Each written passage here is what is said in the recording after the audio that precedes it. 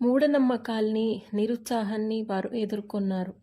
కొన్నిసార్లు గెర్గాన్ బుద్ధిపూర్వకంగా తమను కంగారు పెడుతున్నాడేమోనని అనుమానం కలిగింది.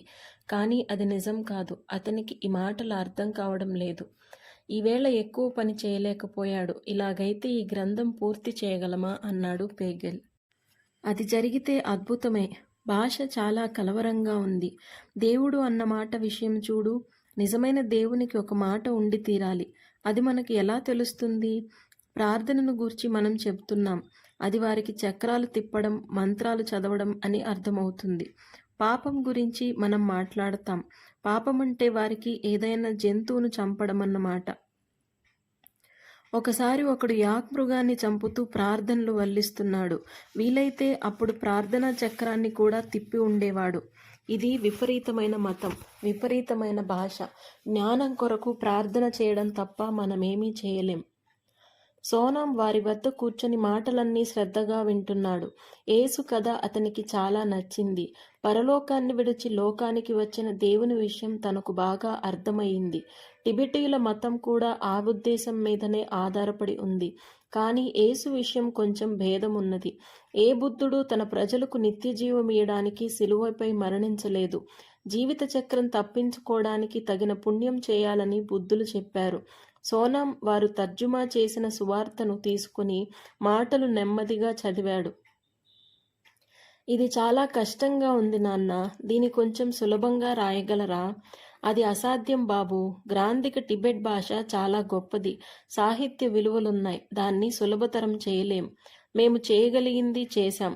నీవా కథ చదవగలవా? లేదు, అది కష్టంగా ఉంది.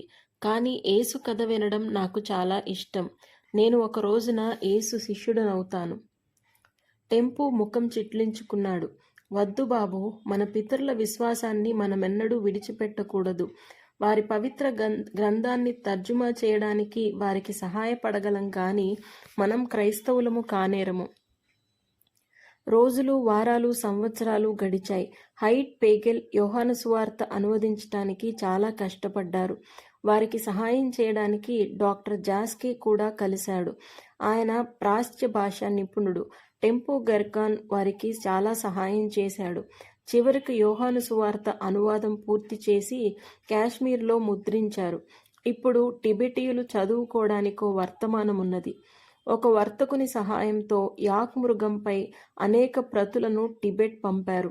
అవి ఆశ్రమాలన్నిటిలోనూ అందించాలని కోరారు. అనేక మంది యేసును గురించి చదువుతారని వారితో కూడా సోనాం సంతోషించాడు. టెంపు గెర్గాన్కు చాలా జబ్బు చేసింది, ఎక్కువయింది.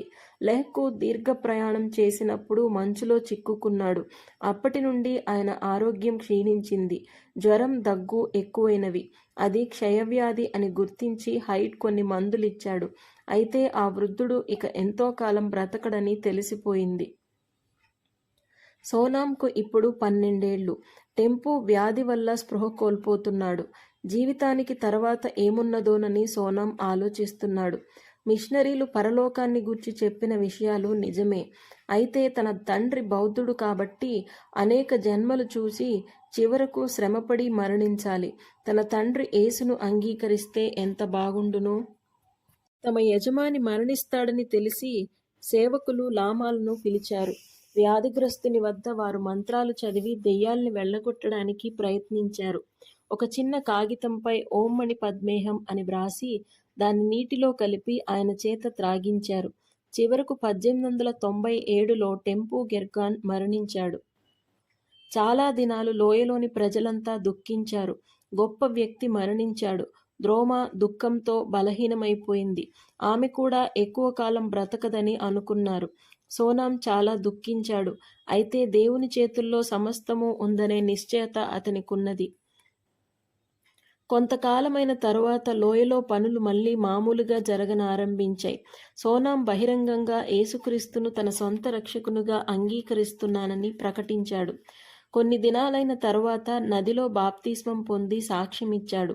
లామాలు ఆశ్చర్యపడ్డారు, భయపడ్డారు. ఇప్పుడేం చేస్తావు సోనాం అని అతని స్నేహితులు అడిగారు. ఇప్పుడు నా పేరు సోనాం కాదు, యోసేప్. దేవుడు నాకొక పని నియమించాడు. బైబిల్ను టిబెట్ భాషలో ప్రచురించి నా ప్రజలందరికీ యేసును గురించి చెప్పాలి. తమ కృషికి ఫలితం వచ్చిందని మిషనరీలు యోసెఫ్తో చెప్పారు. అయితే ఇంకా కొన్ని సంవత్సరాల వరకు బైబిల్ తర్జుమా కాలేదు. గ్రాంధిక టిబెట్ చదవగలవారు కొద్దిమందే. వారి కృషి వ్యర్థమైపోయింది. లామాలు గ్రాంధిక భాషలో వారి గ్రంథాలని పఠిస్తారు, వల్లిస్తారు, కానీ ఒక్క మాట కూడా గ్రహించుకోలేరు.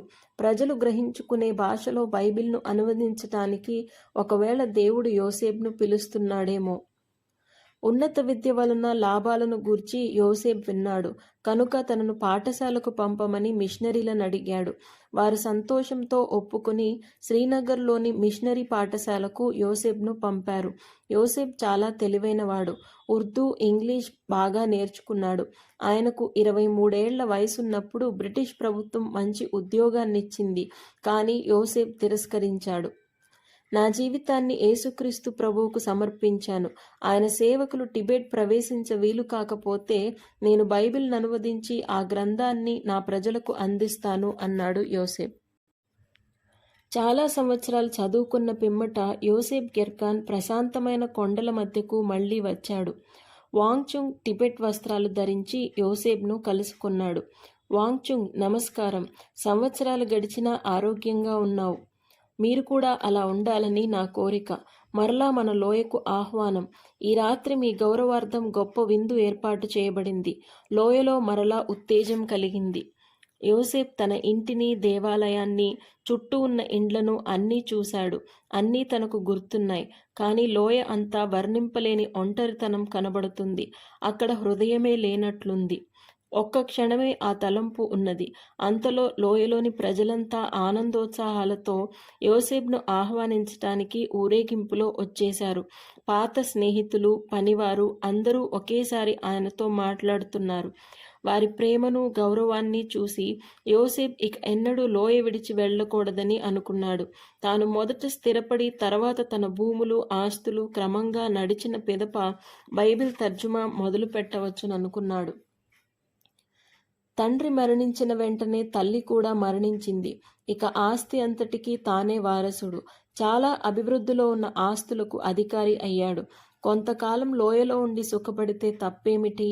తాను ఆస్తి విషయం అనేక విషయాలు చూడవలసిన బాధ్యత ఉన్నదని ప్రభువుకు తెలుసు కదా. ఆ తర్వాత బైబిల్ తర్జుమాను చేపడతాడు. కానీ దేవుడు తనను ఒక ప్రత్యేక పనికి పిలిచాడు కదా. తాను లేకపోయినా ఆస్తి అంతా క్షేమంగానే ఉంది. యోసేపు హృదయంలో పెనుగులాట. తన మిషనరీ స్నేహితులు చాలా కాలం క్రిందట లోయ నుండి వెళ్లి లెహ్లో ఒక చిన్న టిబెటీయుల క్రైస్తవ సంఘాన్ని ప్రారంభించారు. ఈ సంవత్సరాలంతా కొత్త నిబంధన తర్జుమా చేశారు, కానీ అది తృప్తికరంగా లేదు. వారు తర్జుమా చేసిన యోహాను సువార్తకు జనాదరణ ఏమీ లభించలేదు. తూర్పు ప్రాంతంలో ప్రజలకు అది తృప్తినివ్వలేదు. గ్రాంధిక టిబెట్ భాష చాలామందికి తెలియదు. అనేక మాటల అర్థాలు స్పష్టంగా లేవు. యోసేపును లెహ్లోని టిబెటీయుల సంఘానికి కాపరిగా రమ్మని మిషనరీలు ఆహ్వానించారు. బైబిల్ తర్జుమాలో సహాయపడమని అర్థించారు. యోసేపుకు మనసులో ఘర్షణ. లూబా లోయలో ఉండాలా లేక లెహ్ వెళ్లాలా? ఒక రాత్రి యోసేపుకు కల వచ్చింది. అనేక కంచెర గాడిదలు, బండ్లు లోయలోనికి వస్తున్నాయి. వాటి గంటలు వినిపిస్తున్నాయి. బండ్లు తోలే వాళ్ల కేకలు వినిపిస్తున్నాయి. వారు తెచ్చిన సరుకులన్నీ తన ఇంటి వద్ద దింపారు. యోసేపు ఆశ్చర్యపడ్డాడు. చైనా నుండి, టిబెట్ నుండి, నేపాల్ నుండి మహా విలువైన వస్తువులు, మణులు, మాణిక్యాలు అందులో ఉన్నాయి. విలువైన వస్త్రాలున్నాయి. వాటిని తెచ్చిన నాయకుడు, ఈ ఐశ్వర్యమంతా మీదే, ఇంకా ఎన్నో రానున్నవి అని యోసేపుతో చెప్పాడు. అవి తెచ్చిన వాళ్ల ముఖాలు యోసేపు గుర్తుపట్టాడు. వారంతా తన సేవకులే. కల ఎంత స్పష్టంగా ఉందంటే అది నిజంగా జరిగినట్లు యోసేపుకు అనిపించి, దాని అర్థమేమిటి? ప్రతి కలకు అర్థముంటుందని టిబెటీయుల ఉద్దేశం.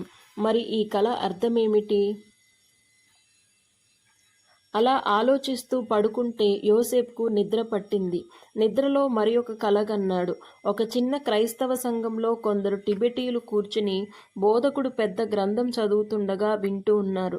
దగ్గరకు పోయి చూస్తే అది టిబెట్ భాషలో బైబిల్. అక్షరాలు అగ్నితో వ్రాయబడ్డాయి. మాట్లాడుతున్న వ్యక్తి స్పష్టంగా కనబడలేదు, కానీ స్వరం తనదే. చుట్టూ కూర్చున్న సామాన్య టిబెటీయులు ఎంతో ఆసక్తిగా వింటున్నట్టు కలలో చూశాడు.